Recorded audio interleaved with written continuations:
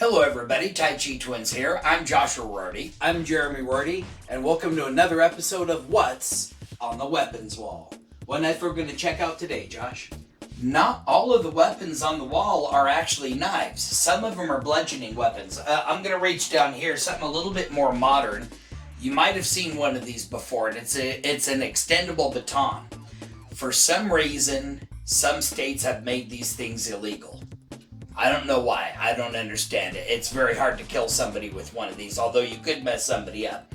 They usually come with a really nice plastic or nylon sheath. In this case, this one's so small, you probably don't even need a sheath. You could probably just put it right in your pocket and have it with you everywhere. Nobody would even realize you needed it. But then as soon as you pull it out, you can extend it out, and you've got a good, in this case, I want to say that's 24 inches. That's about the length of a Kali stick for me, almost fully. The whole thing is made out of a very light polypropylene, except for this bit at the very end, which is a solid piece of steel, which means this particular piece can move extremely fast and generate a lot of force. Let's see, the next weapon we'll check out will be the Click Clacks.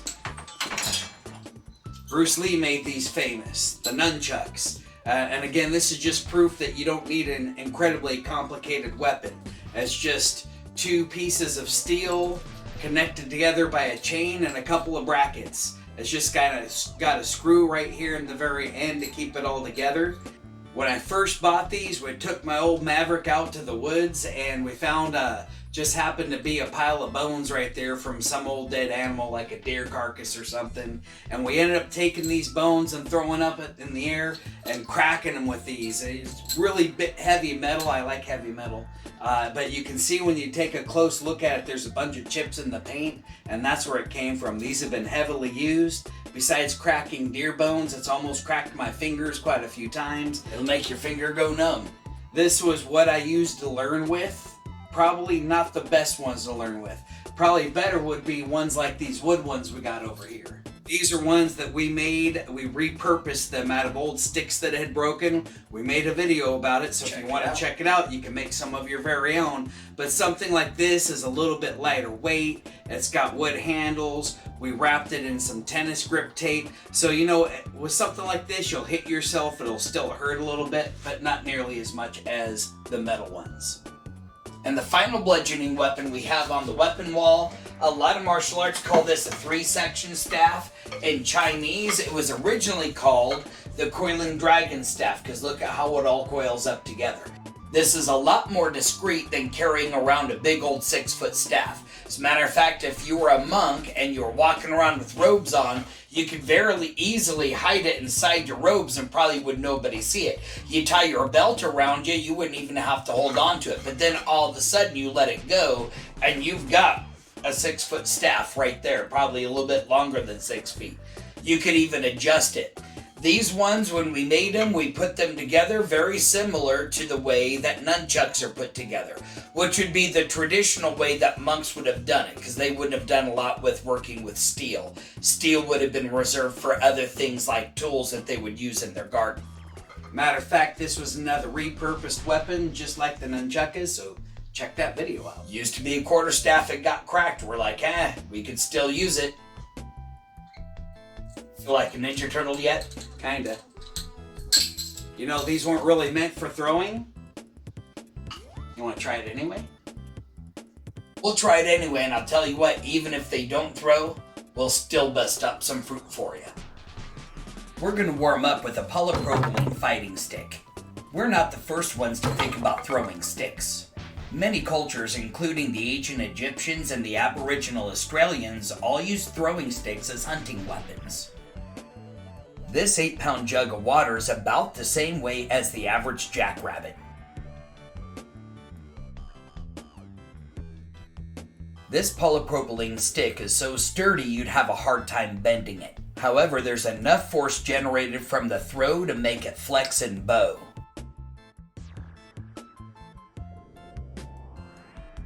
By using a no-spin knife throwing technique, you can focus all of that force into the point of the stick.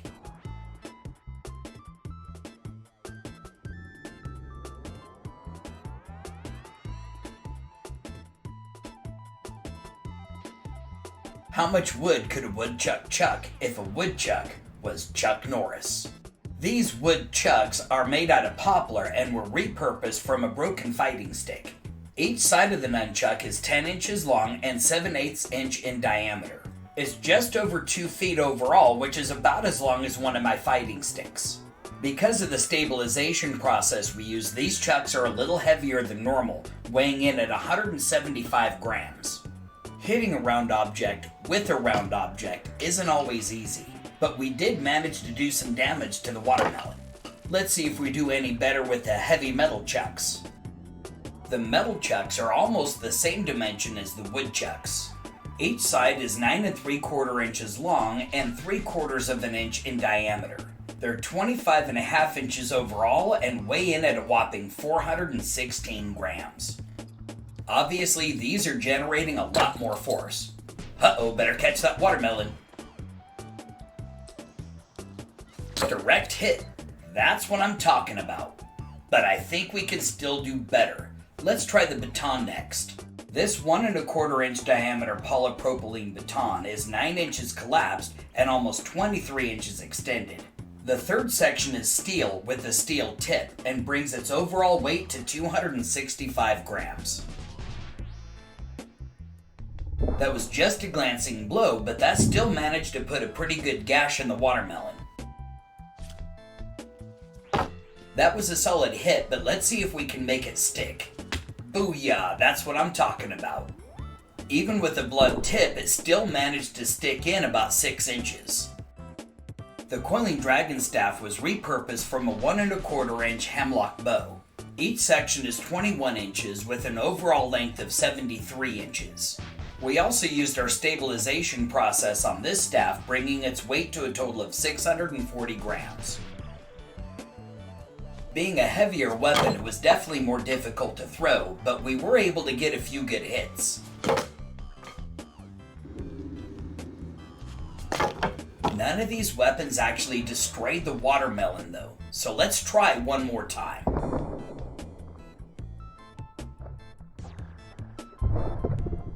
Gallagher would be proud. Well, I thought throwing the nunchucks went really great. I wasn't so sure about how much damage these wood ones would cause. They're just not very heavy. But I was able to get it whipping pretty good, and you can see it put some pretty good dents in that watermelon. I wouldn't want to get hit by that. As far as the damage to this, very little. Just sometimes we would hit the table that the watermelon was on, or we'd overshoot the watermelon, hit the target behind it, and they were flying pretty hard, but like this, maybe some little dents. I was worried originally about how well this tennis grip tape would work.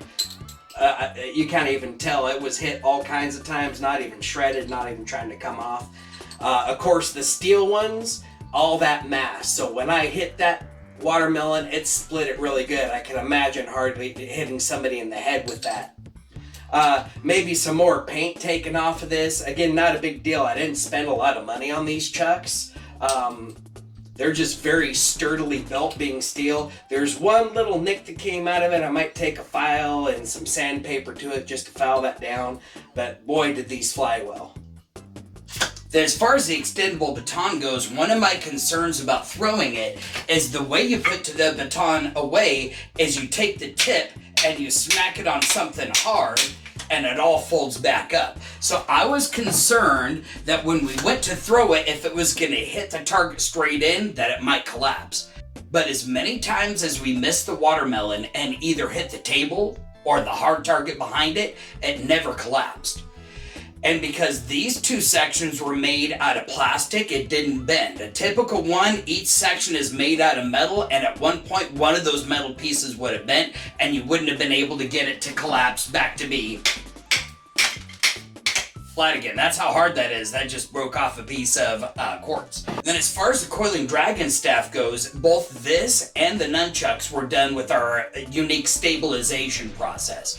There were a few times, and maybe we'll get some close-up pictures, where little chunks came off because, again, we missed the watermelon and we'd either hit the table or the really hard target behind it, or it would miss everything and hit my bricks that are laying out in the back. But not once did this crack. There were a couple of points where chips were taken out of it, but instead of a splinter that was peeled all the way off, it was just a little chunk that came out, because the whole outer core of this has been plasticized. This one was really heavy, and we had a hard time really getting it to fly when we threw it, because it would immediately start dropping. But I tell you what, when I spun and hit that watermelon, this thing generates a lot of force. With so many weapons left on the weapons wall, which one would you like us to showcase next? Leave a comment down below. As with any skill, it takes practice and proper training to get good at it. So make sure you look for a good school in your area. If you're in Southern Oregon, contact us for our locations and times. Thanks for watching our video. If you enjoyed it, like it, and make sure to share that with a friend. Click the subscribe button and then hit that notification bell so you can catch our next exciting video.